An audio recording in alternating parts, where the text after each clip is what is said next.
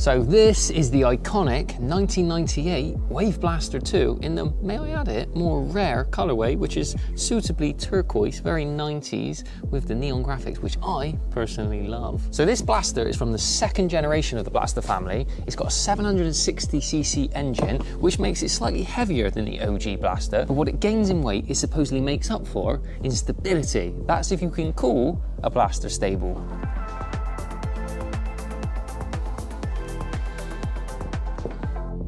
Hopefully me and Megs will be able to actually get on this together. Drop in the comments if you guys have got a Blaster 2 and you're able to get on it with your actual partner. So why have I bought a Wave Blaster? And more importantly, a Wave Blaster 2? Well, first and foremost, look at it. It's so new. The rubber that holds the engine mount, literally, is like brand new. Maybe a little bit too brand new. So it wouldn't be an exaggeration to say, alongside my XPDI, this is one of the cleanest classics I've ever seen, with it looking basically showroom. So when I saw this ski, it was a no-brainer. I knew I needed to be first to the punch and snap this ski up. I knew this ski would literally be gone in days. I messaged Gary, the owner of this amazing classic, on Friday, and by Sunday I was down in Southampton doing a deal with him. Now I must say, Gary, as far as owners go, was such a great example of a genuine, honest owner. Before I even made the journey, he sent me like literally 35 photos of every inch of this ski, so I knew exactly what to expect, just exactly what you want from someone selling something of this age. He had nothing to hide. Plus, as far as wanting to find the perfect owner to buy one of these classics from, he was literally the guy. He'd really looked after this ski and appreciated the beauty of keeping this ski pristine and OEM. As you've already seen, we got this ski for £2,300, and Gary knew, to be honest, he was letting this go for a little bit less than what he could have probably got from it, but he had an appreciation for more than just the cash, which was lovely to see. He knew that he wanted the ski to go to a new owner that would respect it and look after it and not abuse it, because he'd done such a great job. Now, Gary was the second owner, not my one owner finds that I normally like, but honestly, this is too good to be true. He purchased it from the original owner, who gave him all of the original paperwork, including the rider's hand manual, which is a bit of an odd one. I've had a flick through that, and it's got things like how to turn the jet ski, exactly 90s as you'd expect. Literally the original purchase receipt. Put in the comments how much you think this jet ski was new. If you're an eagle-eyed viewer, you can see in the documentation how much it was, but let's just say it's not dropped a lot in value. So the ski is nearly perfect, but as with all classics, there are always areas. Now on this example, this is not one of the things, that's just, I think, a bit of a design flaw with the design.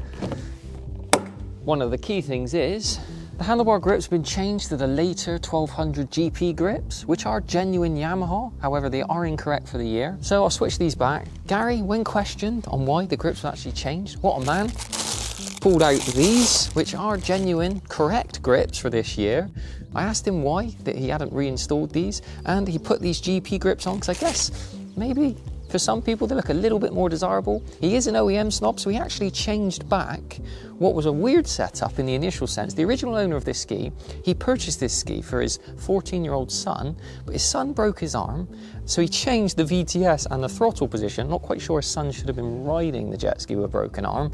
When Gary got the ski, it's quite a long story, stay with it, he switched it back, put the lever in the right place, and put the VTS back, but he never got round to putting the correct grips on, which, to be fair, if you're not an OEM snob, which I'll let Gary off, you probably would say these ones look nicer, but we got to get back original. The only thing is, the two that he had, and I'm being a little bit fussy now, are both right-hand grips, so I need to find a VTS grip. But I know I can do that because I found one from my Wave Raider. End of story.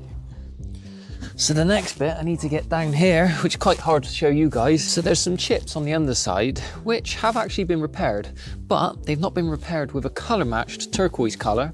It's a good thing that they have been repaired as best as they can, because it stops water ingress into the fiberglass itself. But me being me, I'm gonna get it colour coded and repaired. I'll take the time to get the pigment just right. It's not as if I'm gonna be able to ring up Yamaha and say, can I have some 1998 turquoise colour matched pigment? It's not gonna happen. So I'll have to work closely with Mitch. If you haven't watched that video yet, check that one out here where I go and spray the fenders. He's fantastic with this sort of thing, so he'll be able to help get a colour match.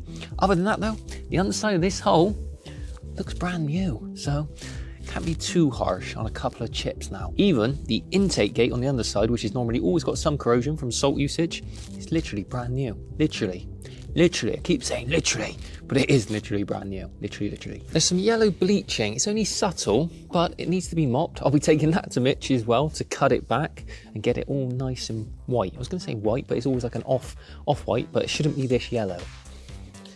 So the next bit, I need to put this back down, pop the seat back on.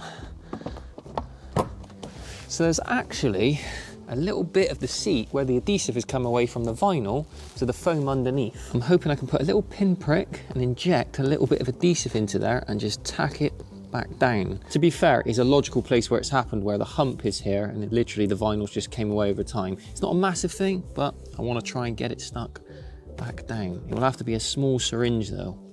In addition, Gary unfortunately did not have the OEM cover. Now I've had a little look online, and from what I can see, Wave Blaster II covers are pretty non-existent. I can't even find a reference photo online. So guys, you need to help me out. Pop in the comments if you've got a Wave Blaster II, and more importantly, put in the comments what a Wave Blaster II cover should look like.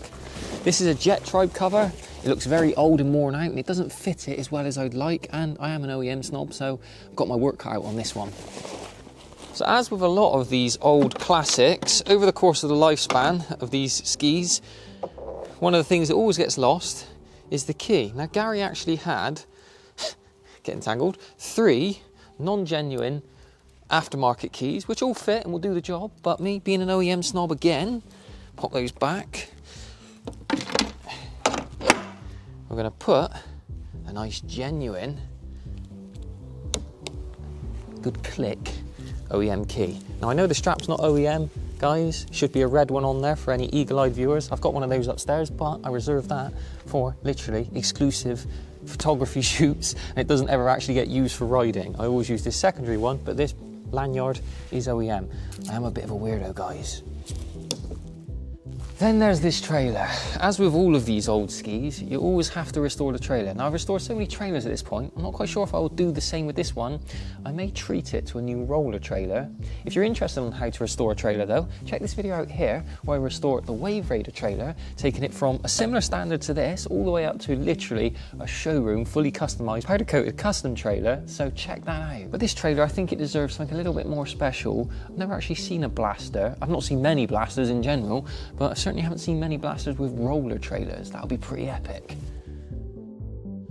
So guys, that's it for this entry. I think the only fitting way to finish is to take your shoes off, of course, before you get on the classic. Oh God, that feels so cool. Literally the first time ever I've sat on a Wave Blaster.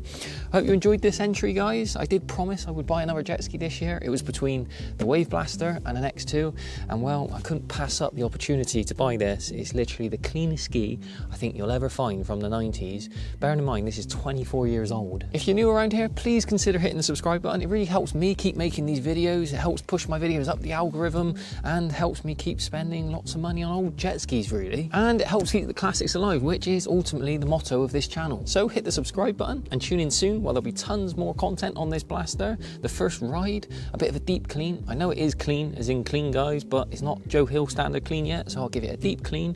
Change these grips, change the winch, put some nice ceramic wax on it so we get some nice beading when it goes in the water. And there's 5 other jet skis on the channel, so if a blaster's not quite your pick, which, to be honest, I've never rode a blaster, so I don't even know if I'll enjoy riding it yet. All the signs are pointing towards the fact that I will. It feels awesome. Then there's an XPDI on the channel, there's a Wave Raider on the channel, there's a SP on the channel, there's an XP on the channel. Basically a lot of two-strokes on the channel. So hit the subscribe button and there's tons of content. Man, now that I'm saying it out loud, I've got to stop buying jet skis. Megan's gonna kill me. Cheers, guys.